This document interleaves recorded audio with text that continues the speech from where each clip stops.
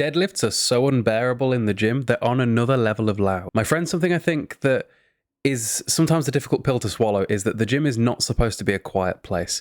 I've seen it before where people have got a problem with people grunting or making noise or any sort of loudness in the gym. But the problem is that the gym is not a library, right? You are there at the end of the day to train hard and exert yourself. It is expected that there is going to be some noise, right? If somebody is deadlifting, and especially if they're deadlifting with metal plate, there is going to be noise. And that is expected and that is okay. This is one of them where everybody can't moan because everybody should be expecting it. It just is what it is. This is why I've been looking for a bodybuilding gym. You completely should. If you care about taking your training to the next level, right? We are a product of the environment that we place ourselves within. And therefore it makes sense to be in a gym where the equipment is potentially better. The atmosphere is better, right? Anyone that's ever trained with somebody that's capable of training harder than you knows just how much of a level up that can be.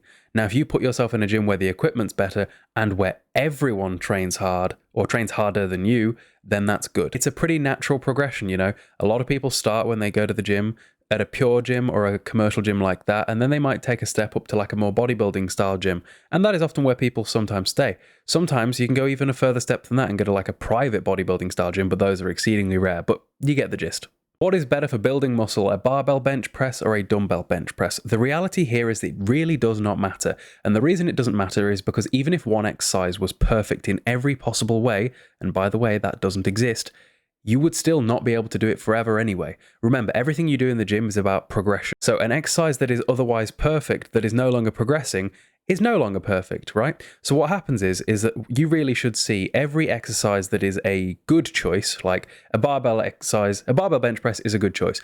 A dumbbell bench press is a good choice. A Smith machine bench press or a machine bench press are all good choices for training your chest, right? So what you should do is run one of them for as long as you possibly can, rinsing as much progression from it as you can, and then when it starts to stall out, sub it out for one of the other options, and then do the same there, and then by the time you rotate back around to that first one, you should now be able to progress again, or at least a little bit.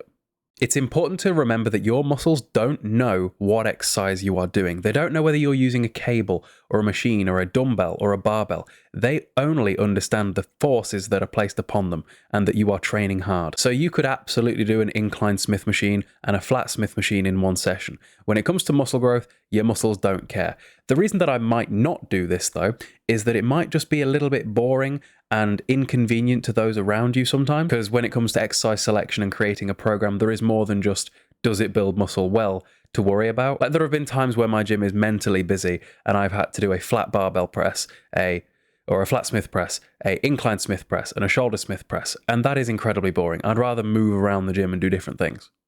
But from a perspective of does it build muscle, you're absolutely fine. Machines are boring because it's too easy. Well, my friend, this one is up to you in terms of whether or not you find them boring, but in terms of being too easy, it just means that you're not trying hard enough. Well, tell James Hollingshead, machines are boring because they're too easy. Well, my friend, with this one, you're allowed to have an opinion about them being boring. That's fine. We all have our preferences. But when it comes to being too easy, that simply means that you are not training hard enough. The ease of an exercise is not determined by whether it's a machine, a cable, a free weight, or whatever. It is how hard are you training? How close to failure are you taking it? Because I guarantee you, right, that if you go and put 5 plates on a Cybex hack squat, unless your legs are huge already, that's not easy.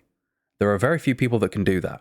And if they can do that, they've got big legs. It is just a case of training harder. How'd you find your new maintenance after a diet? Well, this one's going to be a little bit of trial and error. And for your own sanity, something that I recommend would be have a weight range that you are happy to allow yourself to sit within. Because trying to stay the exact same number of pounds on the scale every day, every week, every month of all year, you will send yourself mental. Me, for example, right now, I currently weigh about 180 pounds. I dieted down to like 160 pounds about 5 months ago over the course of about 6 months, up from like 217 to 160. I quite like hovering between 180 to 190. I'm comfortable there. I'm strong and I'm happy and I can eat enough food. And the way you find that is very simply trial and error. You increase your calories and then stay at that amount of calories for a little bit of time. And now as you watch what the number on the scale does over the coming days or even weeks, that then tells you what that is in terms of your caloric state. And then you adjust accordingly. When it comes to warming up in the gym, no one can ever tell you exactly what you need to do because it's going to be determined on a lot of things, right? For example, how strong are you right now? Because if your working set for, say, a barbell bench press is 4 plates, you're going to need a lot more warm-ups than the guy that's doing 1 plate. This is one of those that you learn through just trial and error. Going to the gym, bench an empty bar for a few reps, put a bit of weight on it, bench that for a few reps, making sure that you're staying shy of failure. Don't go anywhere near failure. It's not meant to be hard. And when it comes to knowing whether you should warm up for every exercise you do, it depends. Your higher output stuff, your heavy presses, pulls, and squat patterns, you probably should. But once you're a few exercises into your session, you'll be warm enough. So hopefully this was helpful. Remember that when it comes to the gym and volume, exercises and volume are not the same thing. You could do a lot of volume and only do 1 exercise if you really wanted to.